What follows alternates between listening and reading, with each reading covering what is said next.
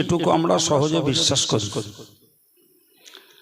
জীব হোক আর জড় হোক, প্রাণী কিংবা নিষ্প্রাণ কোনো বস্তু, সব কিছুর স্রষ্টা হলেন আল্লাহ।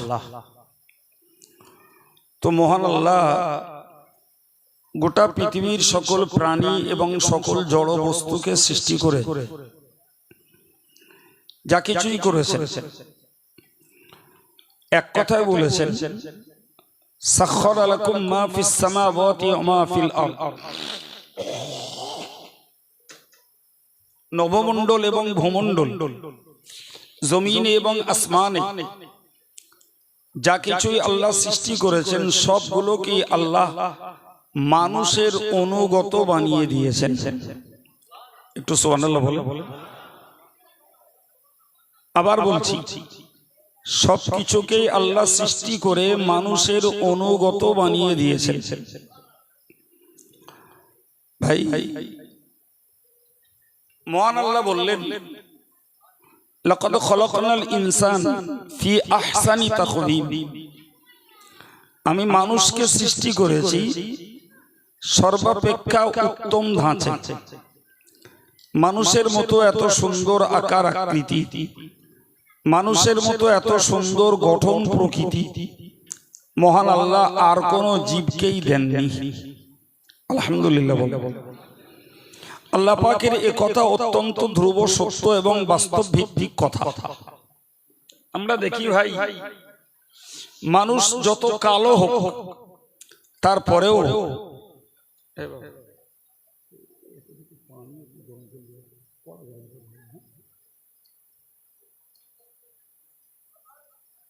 কি বললাম যে একটা মানুষ যত কালো হোক তারপরেও মানুষের কাছে তার আদর আছে, তার আপ্যায়ন আছে, তার যত্ন আছে, তার খাতির আছে, তার মর্যাদা আছে।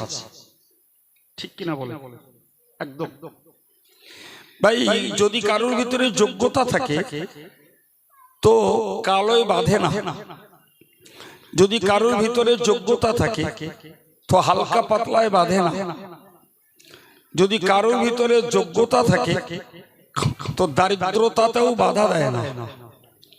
বরং এই সব কিছু ছাপিয়ে ওই যোগ্যতাটাকেই মানুষ কদর করে।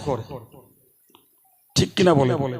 এখন ধরে নেন একটা মানুষকে দেখতে কালো, তার গায়ে গোস্ত নেই, গায়ে হাড়ের সঙ্গে চামড়া জড়ানো, আবার মানুষটা গরিব, কিন্তু সেই মানুষটা ধরে নেন খুব যোগ্য একজন হাফেজ কি আলেম কিংবা কোনো দিনদার মানুষ। ভাই, প্রত্যেকটা ধার্মিক মানুষের কাছে ওই মানুষটার একটা আদর কদর মর্যাদা রয়েছে। ঠিক না? তো আল্লাহ বললেন আমি মানুষকে বানিয়েছি সর্বাপেক্ষা উত্তম ধাঁচে। এত সুন্দর আকৃতি দিয়ে আমি কোনো জীবকেই বানাইনি। দেখেন, এই পাড়ার কুকুরটা যদি ওই পাড়ায় যায় তো ও পাড়ার লোকগুলো, ও পাড়ার কুকুরগুলো এরে ডেকে বসার জায়গাও দেবে না, আর চারিদিক দিয়ে হাড় কাঁটা কুড়িয়ে ওর সামনে হাজির করে বলবে না যে ভাই আমাদের পাড়ায় এসছিস, একটু টিফিন টাফান করে যায়। বলবে কি? একটা মানুষকে দেখতে কালো হোক আর ওই লোকটা কোনো শত্রুর বাড়ি যাক, তো শত্রু ন্যূনতম মানবতা তার থাকলে সে একটা বসার জায়গা দেবে, এক কাপ চা থাকলে দেবে, দিয়ে বলবে কি মনে করে এলে। হ্যাঁ না বলে? তার সঙ্গে রাগ আছে, শত্রুতা আছে, ওটা পরে দেখা যাবে, কিন্তু লোকটা যখন আমার বাড়িতে এসছে তাহলে ন্যূনতম মনুষ্যত্ব দেখাতে তাকে আমার একটু আপ্যায়ন করা উচিত। এ থেকে বুঝতে পারা যায় ভাই, মানুষকে আল্লাহ যেমন উত্তম ধাঁচে সৃষ্টি করেছেন তেমন আল্লাহ মানুষকে দিয়েছেন একটা উচ্চ মর্যাদা। সুবহানাল্লাহ বলে। এই মর্যাদা গোটা পৃথিবীর কোন জীবকে আল্লাহ দেননি। এই বাদশা হারুন রশিদের জামানায় একজন ব্যক্তি তার স্ত্রীকে বলল যে তুমি যদি চাঁদের থেকেও সুন্দরী না হও তাহলে তোমার উপরে 3 তালাক। কি বললাম কথাটি? স্ত্রীকে মহব্বত করে বলছে যে তুমি যদি চাঁদের থেকেও সুন্দরী না হও তাহলে তোমার উপরে 3 তালাক। লোকটা কথাটি স্ত্রীর প্রেমে পড়ে বলে ফেলেছে, কিন্তু পরে ধাতস্থ হয়ে ভাবছে কথাটা তো বোধহয় ভুল বললাম, আমার স্ত্রী তো চাঁদের থেকেও সুন্দরী না। চাঁদের ভিতরে একটা জ্যোতি আছে, চাঁদের একটা স্নিগ্ধ আলো আছে, আমার স্ত্রীর চেহারা তো তা নেই। তাহলে তো আমার স্ত্রীর থেকেও চাঁদ আরো বেশি সুন্দর। ফলে এই যা বলে ফেলেছি তাতে তো আমার স্ত্রী তো তালাক হয়ে গেছে। এই টেনশনে পড়ে লোকটা জমানার বহু আলেমদের দুয়ারে দুয়ারে ঘুরেছে যে আমি আমার স্ত্রীর ব্যাপারে এরূপ একটা কথা বলেছি, এখন পরবর্তীতে হুকুম কি, আমার স্ত্রী আছে না তালাক হয়ে গেছে। তো সকল আলেমরাই যার কাছে গেছেন পৃথক পৃথক ভাবে সবাই বলেছেন যে আপনার স্ত্রী তালাক হয়ে গেছে। তো লোকটা খুব বরিয়া, খুব মানসিক ভাবে লোকটা ভেঙে পড়েছে। অ্যাকচুয়াল তো তার স্ত্রীকে তালাক দেওয়া তার উদ্দেশ্য না, তার উদ্দেশ্য হলো তার স্ত্রীকে চাঁদের থেকেও সুন্দরী বলে তার প্রতি আরো ভালোবাসা দেখানো। লেটেস্ট ওই লোকটা গেছে হযরত ইমাম মুহাম্মদ রাহমাতুল্লাহ আলাইহির কাছে, যিনি হানাফি মাযহাবের বিখ্যাত লেখক, তার কাছে গেছে। যে ব্যাপারটা বললেন উনি শুনে বুঝে বললেন যে না ভাই, আপনার স্ত্রী তালাক হয়নি। সুবহানাল্লাহ। উনি তখন বললেন হুজুর অমুক অমুক অমুক আলেমদের কাছে গেছি, তারা সবাই আমার স্ত্রীর তালাক হওয়ার ফতোয়া দিয়েছেন, আর আপনি বলছেন তালাক হয়নি। তো উনি এক কথায় বললেন যে ওরা কেউ বিষয়টা বুঝিনি। আচ্ছা, কেউ বুঝিনি, একজন বুঝেছেন। আমরা সাধারণত একটা কথা বলি, যত বোঝা উনি বোঝেন আর কেউ বোঝে না, এরকম কথা বলি না। তো সেরকম কথা একটা উঠে এসেছে। হযরত ইমাম মুহাম্মদ তার জায়গায় অটল, বললেন আমি যেটা বলেছি ওটাই ঠিক। তো উনি যখন সেই স্ত্রী নিয়ে স্বাভাবিকভাবে ঘর করছেন, তখন অন্য আলেমরা তার দ্বারস্থ হয়েছে। দ্বারস্থ হয়ে বললেন যে আপনি এই স্ত্রীটাকে তালাক হয়নি কিভাবে ফতোয়া দিলেন? উনি বললেন আপনারা কি কোরআন শরীফ পড়েন না? তো তেনারা বললেন হ্যাঁ কোরআন পড়ি। তাহলে যদি আপনারা কোরআন পড়েন তাহলে এ ফতোয়া কেন আপনারা ভুল দিলেন? মহান আল্লাহ কোরআনে বলছেন লাকাদ খালাকনাল ইনসানা ফি আহসানি তাকওয়িম, আমি আল্লাহ মানুষকে সৃষ্টি করেছি গোটা সৃষ্টির ভিতরে সবথেকে উত্তম ধাঁচে। সুতরাং চন্দ্র আল্লাহর সৃষ্টি, সূর্য আল্লাহর সৃষ্টি, মানুষ আল্লাহর সৃষ্টি, সৃষ্টি কুলের ভিতরে শ্রেষ্ঠ হলো মানুষের আকৃতি। অতএব চাঁদের থেকেও আপনার স্ত্রী বা ওই লোকটার স্ত্রী একলা নয়, বরং সারা পৃথিবী সকল মানুষের চেহারা চাঁদের থেকেও আরো বেশি সুন্দর। আলেমগুলো হতবাক হয়ে গেল। ভাই আপনার যদি কথাটি মনের কাছে কোন রকমের সন্দেহ জন্মায়, আপনি একটা জিনিস বুঝুন, ভাই চাঁদের দিকে আপনি কতক্ষণ তাকিয়ে থাকতে পারবেন? চাঁদের আলো আছে আমি স্বীকার করি, সূর্যের জ্যোতি আছে, কতক্ষণ আপনি তাকিয়ে থাকবেন? বেশিক্ষণ নয়। তাহলে চাঁদের আলো আর সূর্যের আলো রয়েছে, সাহিত্যের ভাষায় বলা হয় বিকর্ষণ। আর মানুষের চেহারা এমন এমন কালো রঙেরও মানুষ আছে, আল্লাহ তাদের এমন সুদর্শন করেছেন যে একবার কেন হাজার বার দেখলে দেখার শেষ হয় না। সাদা মানুষ তো দূরের কথা, তাহলে মানুষের চেহারাতে রয়েছে আকর্ষণ, আর সূর্য আর চন্দ্রের ভিতরে রয়েছে বিকর্ষণ, তথা দেখলে চোখকে ফিরিয়ে দেয়, আর মানুষকে দেখলে আরো বেশি আকৃষ্ট করে নেয়। ঠিক না ভুল? প্রমাণ হচ্ছে যে গোটা সৃষ্টির ভিতরে শ্রেষ্ঠ আকৃতিধারী হলো, জোরে বলে। সম্মানিত ভাইরা আমার, মহান আল্লাহ কোরআনটাকে ব্যক্ত করেছেন খলাকাল ইনসান আল্লামাহুল বায়ান, আমি আল্লাহ মানুষকে সৃষ্টি করেছি ওই মানুষকে আমি আল্লাহ বচন ভঙ্গি শিখিয়েছি, কথা বলার ধাঁচ ধরন শিখিয়েছি। মানুষ যখন কথা বলে তার জ্ঞানের বিকাশ ঘটে। মানুষ কথা বললে বুঝতে পারা যায় এই লোকটা জ্ঞানী না অজ্ঞানী, এই লোকটা শিক্ষিত না মূর্খ। এই যে কথা বলার ধাঁচ ধরন, এটা কেউ তো শিখিয়েছেন আমাদেরকে আমার আল্লাহ। কথা বলে আমরা কথার ভিতর দিয়ে নিজের মনের অভাব, নিজের চাহিদা, নিজের ব্যথা, নিজের বেদনা, নিজের আনন্দ, নিজের প্রয়োজন সব কিছুকেই আমরা ব্যক্ত করতে পারি। ভাই হ্যাঁ না বলে, এই যে কথার ভিতর দিয়ে এগুলোকে ব্যক্ত করার এই শক্তি আমাদের কে দিয়েছেন? স্বীকার করতে হবে কে দিয়েছেন? আল্লাহ। আমরা অনেক দেখি রে ভাই, এমনি জন্মগত সূত্রে আল্লাহ কোন মানুষকে বোবা বানিয়ে দেখেন না, আবার কোন মানুষ বাকশক্তিওয়ালা, কথা বলতে পারে, কিন্তু একটা পর্যায়ে লোকটার টাং স্ট্রোক হয়েছে, জবানে প্যারালিসিস হয়েছে, লোকটার কথা বন্ধ হয়ে গেছে, হাত পা চোখ সব সচল আছে, কথা আর বলতে পারে না। আছে না নাই? তাহলে একান্ত ভাবে স্বীকার করতে হবে আমাদেরকে এই সুন্দর আকৃতি দিয়ে বানিয়েছেন আল্লাহ, এবং আমাদেরকে কথা বলার শক্তিটাও জুগিয়েছেন। সুবহানাল্লাহ। সম্মানিত ভাইরা আমার, অন্য আয়াত পাকে মহান আল্লাহ জানিয়েছেন,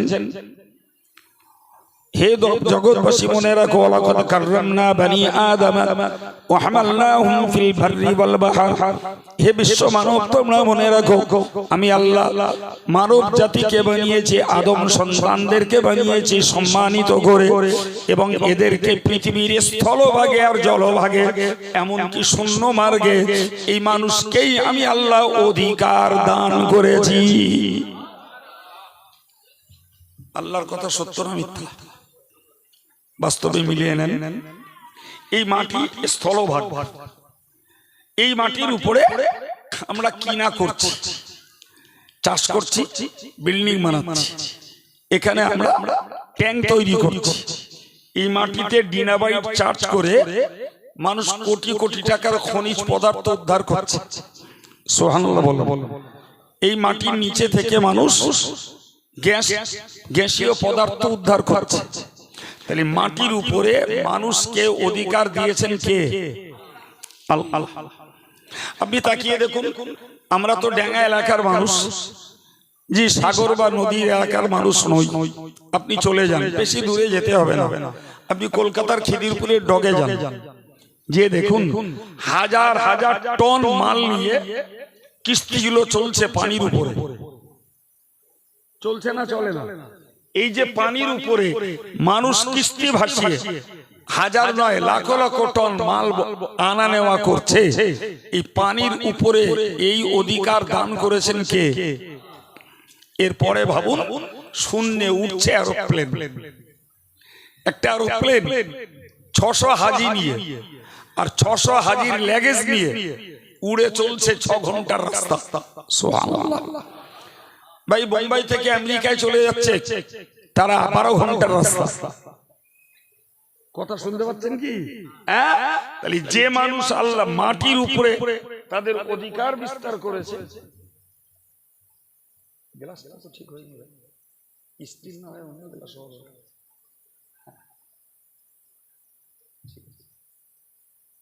ভাই সেই মানুষ পানির উপরে যেমন তার অধিকার বিস্তার করেছে, ডেঙ্গায় তেমন, শূন্য মার্গে তেমন। সুবহানাল্লাহ বলবেন না? এই দান কার? এবার বলুন, সুন্দর আকৃতি মানুষের, জ্ঞান আল্লাহ মানুষকে দিয়েছেন, ভাষা আল্লাহ মানুষকে দিয়েছেন, ডেঙ্গায় পানিতে শূন্যে অধিকার দিয়েছেন আল্লাহ মানুষকে, ঠিক না ভুল? এরপরে আপনি স্বীকার করি, আমরা স্বীকার করি যে সারা পৃথিবীর গরু, ছাগল, বাঁদর, ভেড়া, কুকুর, বিড়াল এদেরকে আল্লাহ মানুষের অনুগত বানিয়েছে। আরে মানুষ তার ব্রেন খাটিয়ে জঙ্গল থেকে সিংহ ভাল্লুক বাঘগুলোকে ধরে নিয়ে খাঁচায় বন্দি করে মানুষকে খেলা দেখিয়ে তারা পয়সা রোজগার করছে। সাপকে ধরে বশ করে মানুষ খেলা করে পয়সা রোজগার করছে। কথা বলে ভাই, বালি পাথর কাঁকর মাটি কার উপকারে? কথা বলেন, কথা বলেন। বালি কারা উপকার নেয়? গরু ছাগল না মানুষ? বলছেন না কেন ভাই?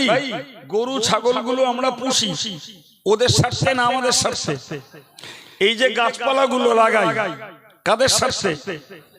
সুবহানাল্লাহ বলবেন না?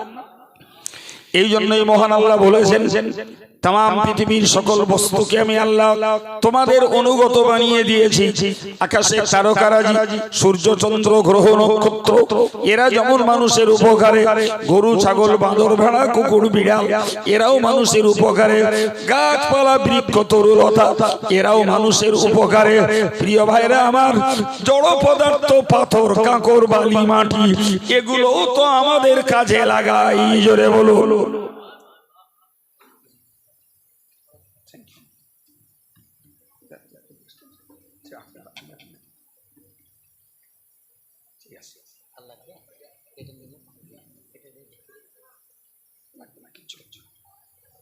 जी।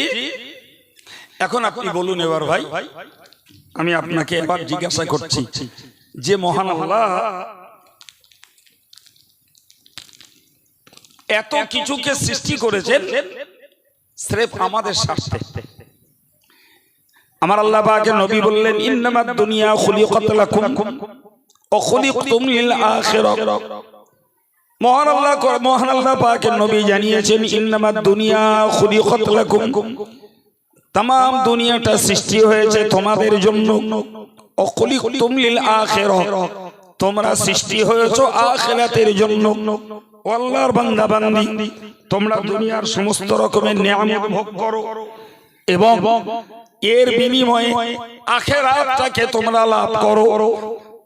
দুনিয়ার সমস্ত রকমের আমার অবদানকে ভোগ করো, বিনিময়ে তোমরা আখিরাতটাকে লাভ করো। এই জন্যই আমি আল্লাহ আমার পক্ষ থেকে যাবতীয় সেবা যাবতীয় রকমের অবদান সবগুলোকেই তোমাদেরকে দিয়েছি। জোরে বলো। তাহলে মানুষের কাজ কি? মানুষের কাজ হলো আল্লাহর নিয়ামত আমরা উপভোগ করব আর আমরা আমাদের আখিরাতটাকে লাভ করব। আবার বলছি, দুনিয়ায় যা কিছু আছে সবই আল্লাহর, এগুলোকে আমরা ভোগ করব আর বিনিময়ে আখিরাতটাকে লাভ করব। এই সুযোগ, এই অবদান, এই দয়া আল্লাহ আমাদের উপরে দেখিয়েছেন। বান্দা তোরা আমার জমিনে বাস কর, আমার সূর্যের তাপ ভোগ কর, আমার রহমতের বৃষ্টি তোরা ভোগ কর, আমার মুক্ত বাতাস থেকে তোরা অক্সিজেন নে, আমার জমিনে তোরা ফসল ফলা, আমার একটি তো আপত্তি নেই। আমি এই সব পরিষেবা তোদেরকে দেওয়ার পরে আমি তোদের কাছে চাইছি বান্দা যে তোরা নেক আমল কর, ভালো কাজ কর, ভালো কথা বল, ভালো পথে চল, আমি আল্লাহর সন্তুষ্টির রাস্তায় তোর জীবন যাপন কর। বিনিময়ে তোরা আখিরাতে জাহান্নামের আগুন থেকে বেঁচে জান্নাতের যোগ্যতা জোগাড় করতে পারবি। একবার জোরে বলে। এই যে আল্লাহর অবদান ভাই, আল্লাহ পাকের এই অবদানকে আমরা যদি কদর না করি, এর যদি মূল্য না দেই, এর যদি সমাদর আমরা না করি, এর যদি যত্ন আমরা না নেই, তাহলে নিশ্চিত মনে রাখতে হবে আল্লাহ পাকের কাছে আমাদের চরম শাস্তি পেতেই হবে। না কি বলছেন ভাই? কোন জ্ঞানী এই